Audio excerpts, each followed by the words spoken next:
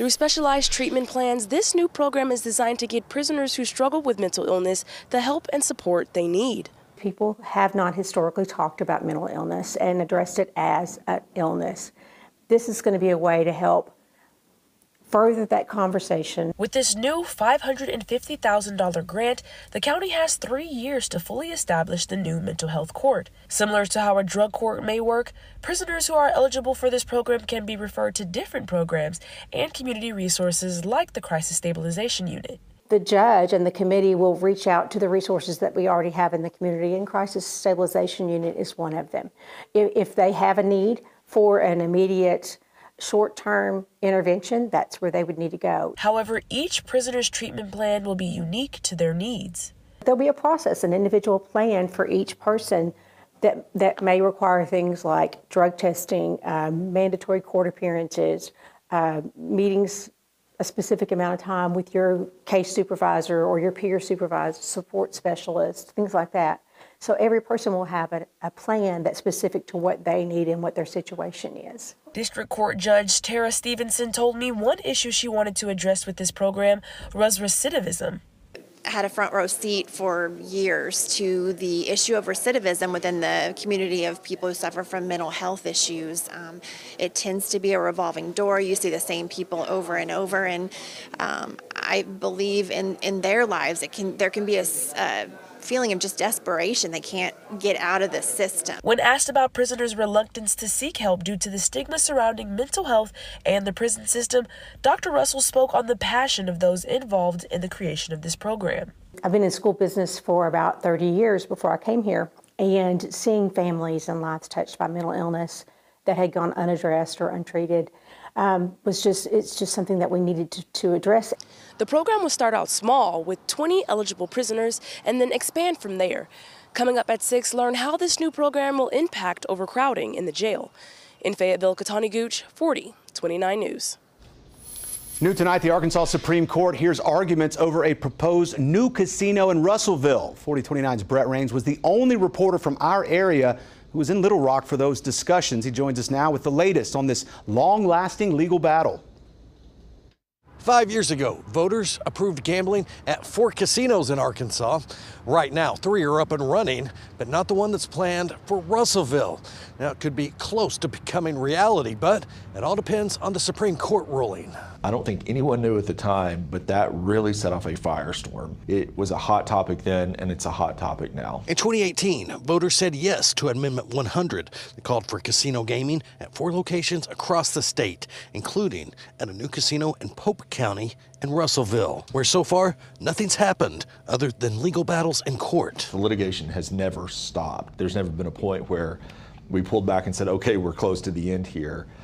However, now at this point, it looks like we are getting there. Arkansas Racing Commission spokesperson Scott Hardin says initially Mississippi-based Gulfside Casino was awarded the license, but it was revoked due to a court ruling. The commission then issued the coveted casino license to Legends Resort and Casino that's owned and operated by the Cherokee Nation. Plans call for the casino to be built on 325 acres of land in Russellville. But in January, a Pulaski County Circuit Court judge ruled that Legends was not qualified to have the license and that the Racing Commission made a mistake issuing it. Today, Arkansas Supreme Court justices heard the appeal. The ruling that was made at the circuit court level really implied that this entire process may begin again. Legends, in one of their legal briefings, noted that they had already been before the Supreme Court 5 times. Hardin says the 3 casinos that are open mean big business for the state. I think people would be shocked to see how much casinos do every month. It's hundreds of millions of dollars. You know, this month we'll see 30, 40, $45 million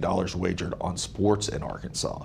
That's just sports, and that's just a small piece of the pie. When you move over to slots, you can multiply that number by quite a few. The argument in Pope County, people say, well, we're missing out on the tax revenue, and they are. And right now, there's no word on how long it will take for the justices to issue their ruling. There's also no word on how long it will take the Cherokee Nation to build the new casino if the ruling's in their favor. In Little Rock, Brett Rains, 4029 News. How the U.S. House held its first impeachment inquiry hearing today about President Biden. Some Republicans are accusing the president of abuse of power, obstruction, and corruption. But is there any evidence of that? White House correspondent Kayla Norwood reports from Capitol Hill. Brandon, today House Republicans began making their case that President Biden is tied to his son's business dealings, but the White House says they wasted hours peddling debunked lies.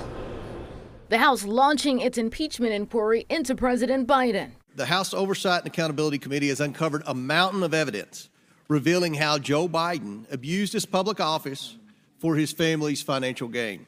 If the Republicans had a smoking gun or even a dripping water pistol, they would be presenting it today, but they've got nothing on Joe Biden. House Republicans have been investigating Hunter Biden for alleged influence peddling while Joe Biden was vice president, and they shared testimony from Hunter's former business partner to allege that Hunter used that access to the White House for his family's financial gain. Here's the question.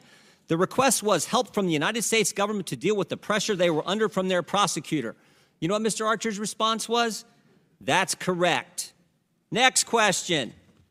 What did Hunter Biden do after he was given that request?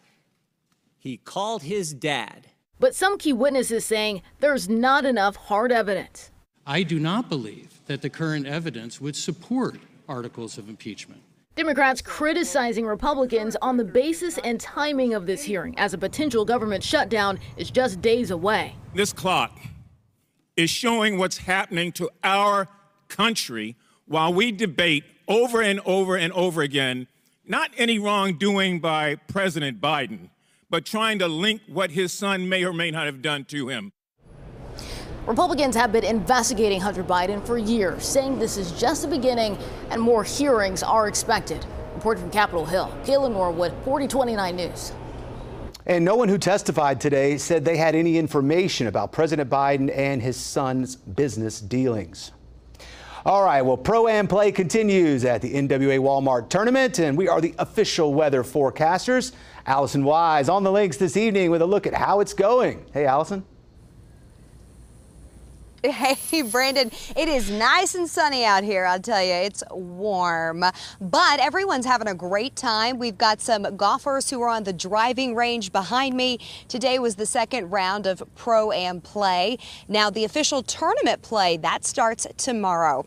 Now, there's some really great things happening here at the Walmart Northwest Arkansas Championship, especially when it comes to their mission that focuses on empowering and recognizing women.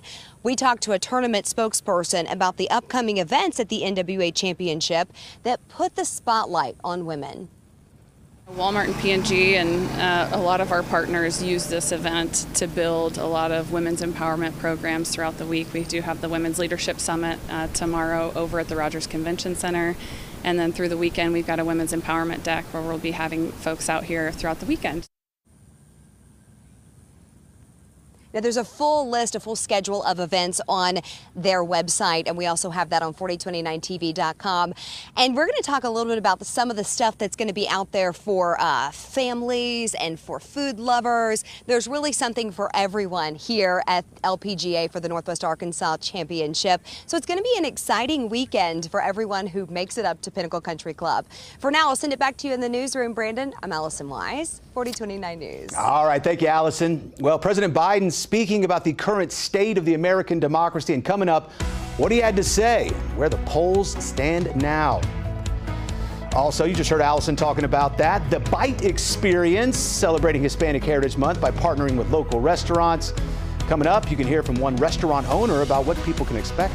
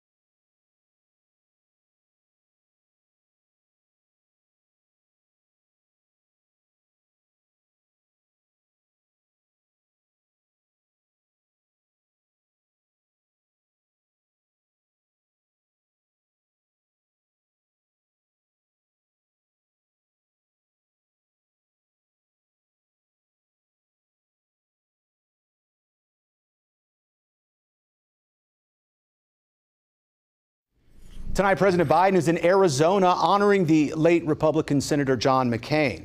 President Biden also talked about what he calls a threat to American democracy. This MAGA threat is a threat to the brick and mortar of our democratic institutions. But it's also a threat to the character of our nation. His message comes a day after the second Republican presidential debate. Now, ABC News reports while Donald Trump is facing 4 criminal indictments, he still has a double-digit lead in the polls over his GOP opponents. All right, back here at home, Arkansas released grades for every public school in the state. So they're graded A to F. Factors include test scores, graduation rates, as well as progress in English proficiency. So 80 schools got A's, 79 got F's. 13 Bentonville schools got A grades. That was the most of any school district in the state. Now, to learn more about these school grades, you can go to our website, 4029tv.com. Well, AAA says gas prices are up in Arkansas. That's right. The state average per gallon currently sits at $3.42. And while that's only up a penny from last week, it's 18 cents more than it was on this day last year. Now, AAA says drivers in Fayetteville, Springdale, Rogers, they're paying the most on average at about $3.51. Arkansas still well below the national average of $3.80. Well, the Square Meals Initiative announced today it raised $4,000 for the NWA Food Bank and its 9 partner food banks in Bentonville. The 2-day fundraising event happened last month. Now, they say some of the donations came from people who donated directly after eating at partnered restaurants. All right, time to check back in with Allison Wise at the Walmart Northwest Arkansas Championship. She's live there to tell us about the Bite Experience. They're celebrating Hispanic Heritage Month by partnering with local restaurants. And Allison, you are a foodie. I know you're excited about this.